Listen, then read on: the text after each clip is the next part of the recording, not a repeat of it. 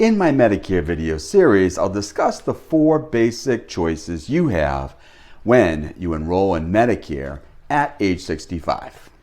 In the first video, I'll talk about your first option, Original Medicare. Original Medicare in its most basic form is broken into 2 parts. Part A is hospitals and Part B is doctors or medical services. Now, these 2 parts are going to be your 2 building blocks for everything you do with Medicare going forward. If you choose to do so, you could just keep Original Medicare Part A and B and have nothing else to go along with it. If you did that, it would cover about 80% of many of your Medicare-approved healthcare costs, and it would not include any prescription drug coverage. So, what that means to you as the consumer is you would be responsible to pick up the remaining 20% plus all the costs of medications. Now let's talk about enrolling in Part A and B. If you are already receiving Social Security benefits, you will automatically be enrolled in Part A and B.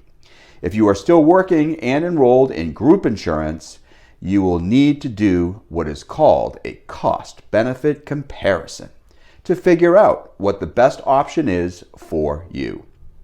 Most people don't pay a monthly premium for Part A.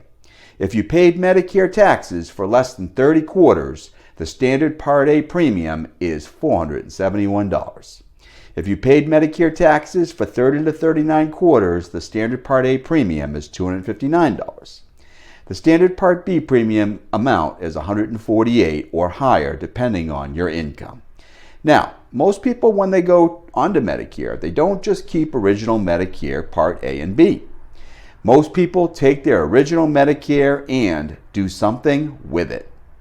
In the next video, we will talk about your second option, which is combining your employee group insurance with Medicare.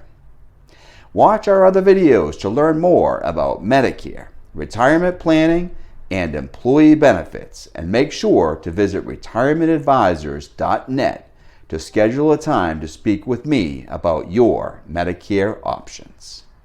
I look forward to talking with you soon.